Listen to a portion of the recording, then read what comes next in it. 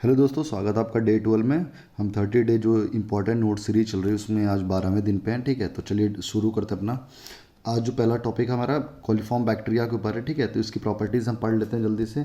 क्या क्या होता है, ये रॉड शेप्ड होता है, ग्राम नेगेटिव होता है, उसके साथ का क्या होता है, फैकल्टेटिव एनारोबिक बैक्टीरिया होता है। ठीक है, तो यहाँ पे कई लोग कन्फ्यूजन होते हैं, सर फैकल्टेटिव भी है एनारोबिक है। देखिए, इसको पढ़ते ही ऐसे हैं, मोस्टली ये एनारोबिक कंडीशन में एग्जिस्ट करता है और ये एरोबिक कंडीशन में भी एग्जिस्ट कर सकता है, इसलिए इसको क्या बोलते हैं, फैकल्टेटिव एनारोबिक। ठीक है, फिर जो हमारा अगला पॉइंट है कि volume of circular sedimentation tank. इसका फॉर्मूला कई बार लोग एग्जाम में गलत कर देते हैं, तो आपको ध्यान रखना है। वी इक्वल टू क्या होता है, डी स्क्वायर इंटू में 0.011 डी प्लस 0.785 एच। ठीक है, ये देखिए ऐसे होता है कुछ। ठीक है, तो ये क्या हो जाता है, इसका एच हो जाता है और ये क्या हो जाता है, डी हो जाता है। तो आपको ध्यान में रखना है कि सर्कुलर सेडिमेंटेशन टैंक अगर लगा है तो वॉल्यूम के लिए यही फार्मूला आप इस्तेमाल करिए। ठीक है, फिर जो हमारा अगला टॉपिक है कि जो सेटलिंग वेलोसिटी होती है वो अलग अलग डाया के जो पार्टिकल होते हैं उनके लिए किस टाइप से डिफर करती है। तो अगर डायमीटर जो है वो 0.1 mm से कम है तो V S directly proportional to क्या हो जाएगा, डी स्क्वायर हो जाएगा। और अगर डाया 0.1 से 1 mm के बीच में वेरी करे तो V S is directly proportional to क्या हो जाएगा, डी हो जाएगा। और डी अगर ग्रेटर देन 1 हो गया तो V S is inverse directly proportional to under root D हो जाएगा। ठीक है, तो ये अलग अलग फॉर्मूले हैं, उसी डायरेक्टली प्रोपोर्शनलिटी ये निकाली गई है, तो आप याद रखिएगा। ठीक है, फिर जो अगला पॉइंट है कि सेकेंडरी पॉल्यूटेंट कौन कौन से होते हैं, तो ये बहुत इजी है। फॉर्मेल्डिहाइड, ओजोन, पैन, पीसीएस और मिस्ट जो होते हैं, एसिड मिस्ट होते हैं, उनको बोलते हैं। तो मोस्टली एग्जाम में पैन, पीसीएस, फॉर्मेल्डिहाइड और ओजोन आता है। फॉर्मेल्डिहाइड को एससीएचओ ही बोलते हैं, तो आप याद रखिएगा। ओजोन को O3 बोलते हैं। ठीक है, फिर जो अगली चीज़ है कि जो maximum super elevation in railway है वो लगभग कितना होता है, तो आपको पता ही है कि लगभग वो 1/10 से 1/12 तक वेरी करता है, किसका, गेज वैल्यू का, है ना। तो इस तरीके से आप याद रख सकते हैं। फिर जो अगला पॉइंट जो हमारा है कि अजम्पशंस इन रिवेट जॉइंट। ठीक है, तो हमने रिवेट जॉइंट में क्या क्या अजम्पशन लिए हुए हैं। ठीक है, तो पहली चीज़ तो ये कि जो बियरिंग, शियरिंग और टेंसाइल स्ट्रेस जो होगा वो कैसा है, यूनिफॉर्म है, ये हमें अज्यूम करते हैं। ठीक है, हमें अज्यूम यही इसीलिए करते हैं ताकि कहीं भी नॉन यूनिफॉर्म स्ट्रेस डिस्ट्रीब्यूशन होगा तो हम उसको कैलकुलेट नहीं कर पाएंगे। स्ट्रेस जो सेंटर बन जाता है उसको कैलकुलेट नहीं करेंगे। ठीक है, तो हम ये एज्यूम करते हैं कि यूनिफॉर्म डिस्ट्रीब्यूशन है। ठीक है, फिर क्या करते हैं कि हम ये एज्यूम कर रहे हैं कि जितने भी रिवेट्स हैं या बोल्ट्स हैं वो लोड कैसे ले रहे हैं, इक्वली शेयर कर रहे हैं। ठीक है, फिर जो अगली चीज़ है कि जो फ्रिक्शन बिटवीन प्लेट्स है वो हम क्या करते हैं, नेगलेक्ट कर देते हैं, ना। फिर क्या कर चीज़ करते हैं कि जो रिवेट होल है तो हम ये एज्यूम करते हैं कि वो जो रिवेट उसमें फिल किया गया उसने होल डाया को कैसे कर लिया, कंप्लीटली फिलअप कर लिया, उसमें गैप नहीं छोड़ा, तभी तो हम डी इंटू टी कर पाते हैं। अगर उसमें होल रहेगा तो डी इंटू टी नहीं कर पाएंगे ना। ठीक है, तो आई थिंक आपको ये पॉइंट क्लियर हो गया होगा। फिर जो अगला पॉइंट है कि नाइट्रोजन जो अलग अलग टाइप के हमने पढ़े हैं उसको कैसे आइडेंटिफाई करते हैं। जैसे फ्री अमोनिया है, तो फ्री अमोनिया क्या, रिसेंट पॉल्यूशन शो करता है, उसको अगर हमें बस आइडेंटिफाई करना तो क्या करते हैं, बॉइलिंग कर दें। ठीक है, तो उससे जो स्मेल आएगी और जो उसका हम कंडेंसेशन करेंगे तो उससे हम पता लगा सकते हैं कि फ्री अमोनिया, राइट। फिर अगर हमें ऑर्गेनिक अमोनिया पता करनी है, ठीक है, जिसे हम एल्बुमिनाइड भी बोलते हैं, तो ये क्या करता है, ये पॉल्यूशन का स्टेज दिखाता है। ठीक है, फिर क्या ये केमेनोफोर, उसमें जो बॉइलिंग वाटर उसमें केमेनोफोर भी ऐड कर दें तो कौन सी अमोनिया हमें मिल जाएगी, ऑर्गेनिक अमोनिया मिल जाएगी, राइट। फिर जो अगली चीज़ है कि नाइट्राइट को अगर हमें पता लगाना है कि नाइट्राइट क्या है, पानी में कितना है, तो हम क्या करते हैं, क्या यूज़ करते हैं, सल्फोनिक एसिड प्लस नैप्थामाइन यूज़ करते हैं। ठीक है, तो ये इंपॉर्टेंट है, एग्जाम में आता रहता है। फिर उसी तरह से अगर नाइट्रेट का पता लगाना तो हम क्या डालेंगे, phenol disulphonic acid plus potassium hydroxide डालेंगे, राइट। तो आप नाइट्राइट और नाइट्रेट को याद रखिएगा। नाइट्राइट के लिए सल्फोनिक एसिड प्लस नैप्थामाइन और नाइट्रेट के लिए phenol disulphonic acid plus potassium hydroxide, right. फिर हमारा जो अगला पॉइंट है कि critical velocity according to Kennedy क्या होती है। देखिए, क्रिटिकल वेलोसिटी क्या होती है, v is equal to 0.55 my की पावर 0.64। ये तो हमारा फॉर्मूला है ना। इसमें क्रिटिकल वेलोसिटी रेशियो क्या होता है, m होता है ना, ये m होता है।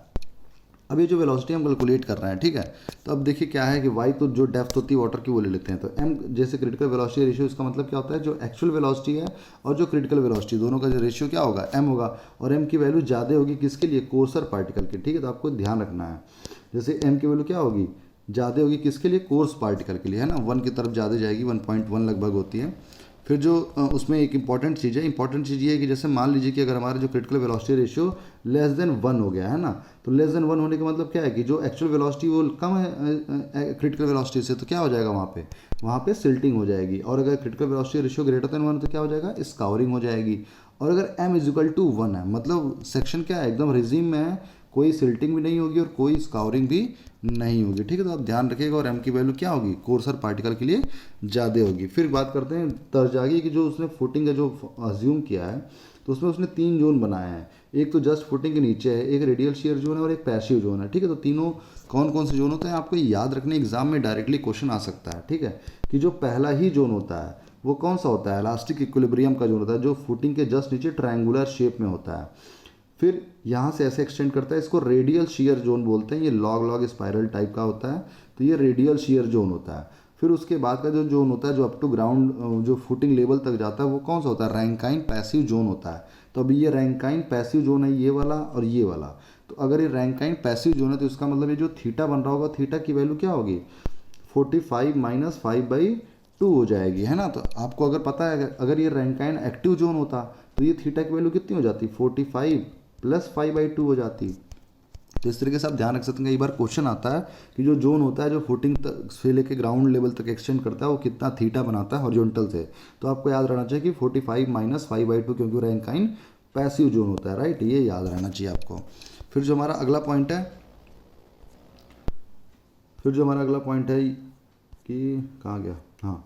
फिर जो हमारा अगला पॉइंट है कि फ्लो नेट रिगार्डिंग है, कि फ्लो नेट किस किस चीज़ का फंक्शन होता है। देखिए फ्लो नेट जो हमारा है वो बाउंड्री कंडीशन का ही फंक्शन होता है। जैसे ये कट ऑफ हमने बनाया है, ये हेड है, फिर यहाँ से इधर बना रखा है, यहाँ पे डाउन स्ट्रीम ही है, ठीक है। तो आप अगर यहाँ से पानी का लेवल चेंज कर दें और यहाँ बढ़ा दें, तो ऐसा नहीं है कि फ्लो नेट चेंज हो जाएगा। आपको ध्यान रखना है कि फ्लो नेट इंडिपेंडेंट होता है किससे, परमेबिलिटी से, हेड लॉस से, नंबर ऑफ फ्लो लाइन्स और नंबर ऑफ इक्विपोटेंशियल लाइन। इन सभी में कुछ भी हम बदलाव करेंगे तो फ्लो नेट में कोई चेंज नहीं आएगा। फ्लो नेट में चेंज तब आएगा जब बाउंड्री कंडीशन ही क्या कर दें, बदल देंगे, तभी बदलाव आएगा। तो ये इंपॉर्टेंट क्वेश्चन है, ध्यान रखिएगा।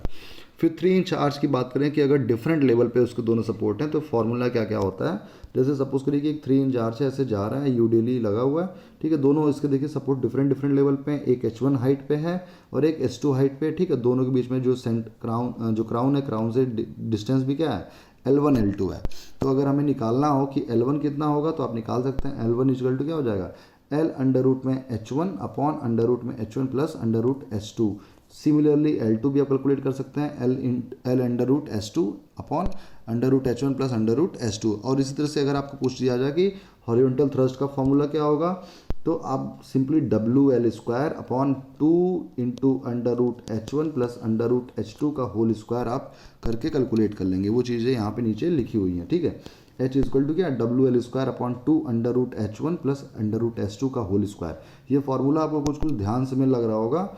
ये जब हम कैलकुलेट करते हैं NS square upon 2 under root में H1 plus under root H2 का होल स्क्वायर, कहाँ पे, समिट कर में, तब ये फॉर्मूला आता है डिट्टो, ठीक है। तो आपको ध्यान रखना है। फिर अगर इसी फॉर्मूले में एक चेंज कर दिया जाए, चेंज जैसे क्या है कि यहाँ पे ये यूडीएल लगा है, अगर इसकी जगह पॉइंट लोड लग जाएगा तो देखिए आपको फॉर्मूले में क्या चेंज हो जाएगा, बस यहाँ पे क्या आ जाएगा, ये WL हो जाएगा, ये स्क्वायर तो हट जाएगा और यहाँ से 2 हट जाएगा, राइट। तो आपको ध्यान रखना है कि अगर ये पॉइंट लोड हो गया तो क्या क्या हो जाएगा चेंज, तो WL upon under root H1 plus under root H2 का होल स्क्वायर, राइट। तो ये आपको ध्यान रखना है दोनों फॉर्मूले के, अगर पॉइंट लोड हो जाए या यूडीएल हो जाए तो दोनों में किस तरीके से कैलकुलेट करेंगे, ठीक है।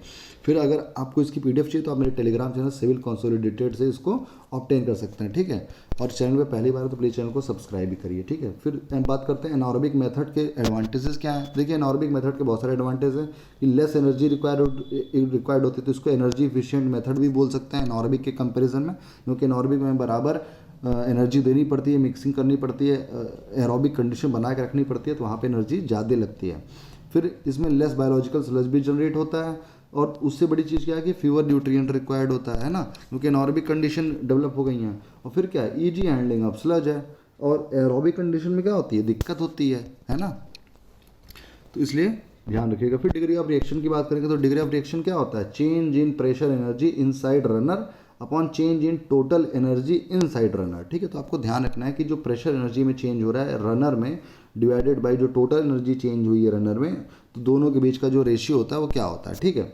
तो हमें पता है degree of reaction impulse turbine का क्या होता है, ज़ीरो होता है। और फ्रांसिस टरबाइन देखिए इम्पल्स को इसका एग्जाम्पल क्या है, पेल्टन व्हील है, ठीक है। फ्रांसिस टरबाइन की बात करें तो फ्रांसिस टरबाइन को क्या बोलते हैं, रिएक्शन टरबाइन बोलते हैं। फ्रांसिस में दोनों टरबाइन आती है, फ्रांसिस रेडियली इन्वर्ट टरबाइन होती है, ठीक है। और जो मॉडर्न टरबाइन, जो मॉडर्न फ्रांसिस टरबाइन, वो कैसी है, मिक्स्ड फ्लो रिएक्शन टरबाइन है। मिक्स्ड फ्लो रिएक्शन का मतलब क्या होता है कि पानी जब अंदर जाता है तब तो रेडियली इन्वर्ट होता है, लेकिन जब एग्जिट करता है तो एक्जली होता है ना। इसीलिए इसको क्या बोलते हैं, मिक्स बोलते हैं, कि जब अंदर आया तो रेडियली आया और जब एग्जिट किया तो एक्जली गया है। तो इसीलिए फ्रांसिस दोनों तरीके की आती है। जो ओल्ड टर्बाइंस हैं वो रेडियली फ्लो रिएक्शन टर्बाइंस हैं ना, RFR है, ठीक है। और जो मॉडर्न टर्बाइंस हैं वो क्या है, मिक्स्ड फ्लो है, ठीक है। तो ये ध्यान रखिएगा। इसी तरीके से जो इम्पल्स टर्बाइन होती है, जो पेल्टन व्हील होता है, वो कैसा होता है, TFR होता है, मतलब टेंजेंशियल फ्लो रिएक्शन टर्बाइंस होती हैं, ठीक है। और जो हमारा कैप्लान होता है वो क्या होता है, एक्सियल रिएक्शन फ्लो टर्बाइंस होती हैं। तो यानी फ्रांसिस और कैप्लान क्या है, दोनों ही रिएक्शन टर्बाइन है। और इम्पल्स टर्बाइन कौन सी है, पेल्टन व्हील है, ठीक है। लेकिन दोनों में फ़र्क है, फ्रांसिस में और कैप्लान में, ठीक है। तो आप याद रखेंगे वैल्यू 0 से 0.5, और अगर मिक्स रहेगी तो 0.5 हो जाएगी। कैप्लान में 0.5 से 1 तक वेरी करती है, ठीक है। तो यही चीज़ देखिए, फॉर्मूला यहाँ मैंने लिखा हुआ, change in pressure energy inside runner and change in total energy inside runner, ठीक है। तो आई थिंक आपको ये पॉइंट क्लियर हो गया होगा। फिर हम बात करें बाउंड्री लेयर में जो एसेंशियल कंडीशंस होती हैं, तो मिनिमम एसेंशियल कंडीशन कितनी होनी चाहिए, 4। कौन कौन सी, तो देखिए जब y is equal to 0, Y का मतलब क्या है कि जैसे ये बाउंड्री लेयर है ना, तो हम यहाँ पे अभी इस पॉइंट पे y इज इक्वल टू 0 पे क्या है, वेलोसिटी 0 होगी। y इज इक्वल टू 0 पे और क्या है, बाउंड्री लेयर की जो हाइट है वो भी क्या है, 0 है, क्योंकि अभी डेवलप ही नहीं हुई है।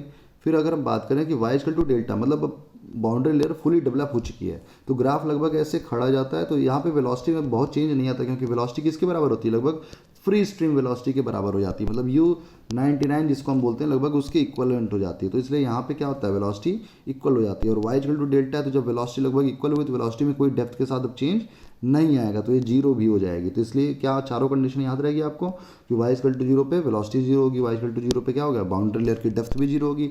और y इक्वल टू डेल्टा रखेंगे तो u equal to free stream velocity हो जाएगी, और y इक्वल टू डेल्टा पे वेलोसिटी में चेंज अब नहीं मिलेगा, ठीक है। तो ये ध्यान रखिएगा, ये चारों कंडीशन, ठीक है। फिर जो हमारा अगला पॉइंट है कि जैसे हमने कल बात किया था कि अगर कोई सिंपली सपोर्टेड बीम है और उसमें कहीं लोड लगा हुआ है ए और बी डिस्टेंस पे, तो हमने देखा था कि डेल्टा अंडर द लोड का फॉर्मूला क्या था, PA²B² अपॉन 3EIL था। और थीटा ए थीटा बी का फॉर्मूला था, थीटा ए क्या था, PABL+B अपॉन 6EIL था। और उसी तरह से थीटा बी क्या था, PABL+A अपॉन 6EIL था, राइट। लेकिन अगर वही बीम जो है वो सिंपली सपोर्टेड के बजाय क्या हो जाए, फिक्स हो जाए, है ना, ऐसे ऐसे फिक्स हो जाए, यहाँ पे ए और यहाँ पे बी हो जाए, तो डेल्टा अंडर द लोड कितना होगा, तो फॉर्मूला लगभग सेम है, बस आपको वैल्यूज चेंज हो जाएंगी। PA³ अपॉन 3EIL³ हो जाएगा। तो ये आपको ध्यान रखना, वहाँ पे क्या था, PA²B² अपॉन 3EIL था, लेकिन यहाँ पे क्या हो गया है, A³ अपॉन L³ हो गया, ठीक है। तो इस तरीके से ध्यान रखना। और थीटा है थीटा भी तो दोनों को पता ही क्या हो, 0 हो जाएगा, क्योंकि फिक्स एंड है, तो स्लोप यहाँ पे एग्जिस्ट नहीं करेगा, ठीक है। फिर जो हमारा अगला पॉइंट है कि अगर सिंपली सपोर्टेड बीम में सेंटर पे कपल लग जाए, यानी मूवमेंट लग जाए ना, तो देखिए क्या क्या होगा।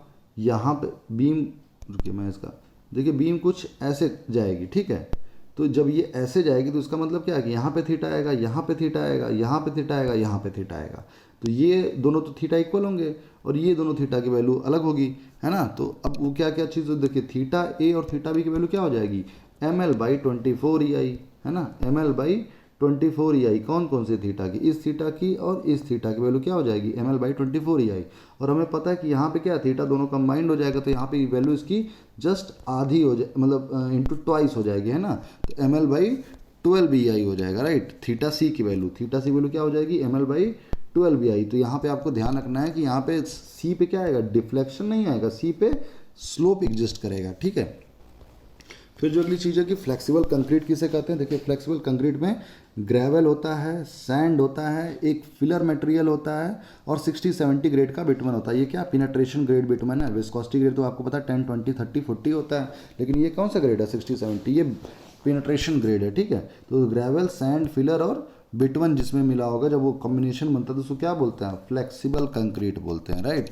फिर जो अगली चीज़ है कि number of bars in central band क्या होता है। देखिए जैसे फुटिंग होती है, है ना। यहाँ हम जो नंबर ऑफ सेंट्रल बार की बात कर रहे हैं तो फुटिंग की बात कर रहे हैं, तो जैसे ऐसे ऐसे होता है, तो यहाँ सेंट्रल में कितने बार हमें देने हैं, इसी को सेंट्रल बैंड बोलते हैं। तो कैलकुलेट कर सकते हैं ट्वाइस ऑफ एंटी, एंटी का मतलब क्या है, total number of bars divided by long upon short. ये लॉन्ग अपॉन शॉर्ट क्या है, ये साइड है, जैसे ये लॉन्ग साइड है, ये शॉर्ट साइड है, तो लॉन्ग अपॉन शॉर्ट प्लस 1 हो जाएगा, ठीक है। तो twice anti upon long upon short plus 1 हो जाएगा, ठीक है। तो आप ध्यान रख सकते हैं। आप मेरे चैनल में पहली बार हैं तो प्लीज़ चैनल को सब्सक्राइब करिए और वीडियो को ज़्यादा से ज़्यादा लाइक करिए। थैंक यू सो मच, ठीक है।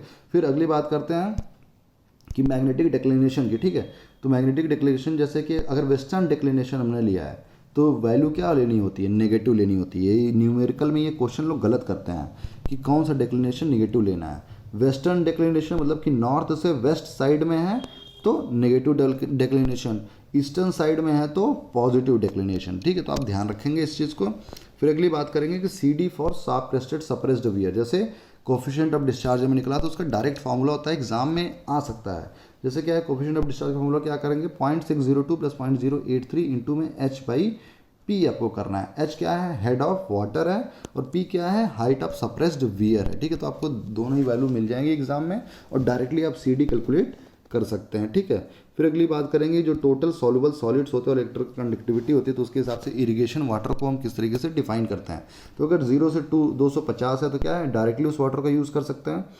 250 से 750 है तो लीचिंग कर सकते हैं, और 750 अगर 2250 है तो केवल सॉल्ट टॉलरेबल प्लांट्स हैं वही ग्रो करेंगे, ठीक है। और अगर ग्रेटर देन 2250 है तो इरिगेशन के लिए वो सूटेबल नहीं है, ठीक है। तो आपको ध्यान रखना है ये वैल्यू, ठीक है। फिर जो हमारा अगला पॉइंट है कि कंपोजिट स्लीपर इंडेक्स हमने पहले ही बात किया लेकिन फिर से कर लेते हैं, इंपॉर्टेंट है क्योंकि इसका फॉर्मूला क्या होता है, S + 10H/20। एस क्या स्ट्रेंथ है, H क्या है हार्डनेस है, ठीक है। और इसकी जो वैल्यूज़ हैं ये हमें याद रखनी है कि ट्रैक स्लीपर के लिए 783 होती है, राइट। फिर जो हमारा क्रॉसिंग होता है उसके लिए क्या होता है, 1352 होती है, और ब्रिज के लिए 1455 होती है। तो आपको ध्यान रखना है कि ट्रैक के लिए 783, क्रॉसिंग के लिए 1352 और ब्रिज के लिए 1455, ठीक है। तो इस तरीके से आपको याद रखना। फिर बात करें रिलेटिव कॉम्पैक्शन की, तो रिलेटिव कॉम्पैक्शन देखो क्या होता है, गामा डी इन C2 अपन गामा डी मैक्स, है ना। तो हमने फील्ड में जो मैक्स गामा डी ऑब्टेन किया उसको किससे डिवाइड करेंगे, मैक्सिमम गामा डी से, तो रिलेटिव कॉम्पैक्शन हमने मैक्सिमम कितना कॉम्पैक्शन किया है, ठीक है। फिर बात करें कि इसका एक और फॉर्मूला होता है 80 + 0.2 ID। ID क्या है यहाँ पे, डेंसिटी इंडेक्स है। डेंसिटी इंडेक्स आपको पता है इसका Emax - E natural upon Emax - E mean होता है, ठीक है। डेंसिटी इंडेक्स होता है और इसको 80 + 0.2 ID करेंगे तो क्या है, ये परसेंटेज में है, ये ID यहाँ पे परसेंटेज में है, ठीक है। तो ध्यान रखिएगा। तो इस तरीके से कैलकुलेट कर सकते हैं। फिर एक क्वेश्चन आता है कि बेबिट फार्मूला किस लिए इस्तेमाल करते हैं। तो देखिए जो साइड फ्लो वियर होता है ना उसको कैलकुलेट, उसकी जो लेंथ होती है उसको कैलकुलेट करने के लिए कौन सा फार्मूला इस्तेमाल करते हैं, बेबिट फार्मूला। तो आपको ध्यान रखना साइड फ्लो वियर, देखिए होता कैसा है, सपोज करिए कि ये कोई सीवर है, ठीक है, ये कोई सीवर है, तो यहाँ पे ये पानी से फ्लो करेगा, लेकिन स्टॉर्म के टाइम में क्या होगा कि यहाँ पे पानी फ्लो भर जाएगा तो ये ओवरफ्लो होने लगेगा। तो ये ओवरफ्लो होने के लिए हम क्या बना रखते हैं, पहले से एक चैनल बना देते हैं यहाँ से कि पानी ऐसे फ्लो करके ऐसे जाएगा और कहाँ जाएगा, नदी में जाके मिल जाएगा। तो यही जो लेंथ, इसी को क्या बोलते हैं, साइड फ्लो वियर है ये। देखिए ये पानी साइड में फ्लो होके जा रहा है, ठीक है। तो साइड फ्लो वियर हो गया। इसी की जो लेंथ होती है उसी को कैलकुलेट करने के लिए कौन सा फार्मूला इस्तेमाल करते हैं, बेबिट फार्मूला, ठीक है। तो आप ध्यान रखिएगा कि बेबिट formula is use to calculate length of side flow weir, ठीक है। तो ये हमारा आज का डे 12 का पॉइंट था। जल्दी डे 13 का पॉइंट मैं अपलोड करूंगा, ठीक है। तो आई होप कि आपको वीडियो अच्छा लगा होगा। वीडियो अच्छा लगा तो प्लीज़ लाइक शेयर और सब्सक्राइब करिए चैनल को, अपने दोस्तों के साथ भी शेयर करिए। इसकी PDF आपको मेरे टेलीग्राम चैनल सिविल कंसोलिडेटेड पे मिल जाएगी। Thank you so much for joining me.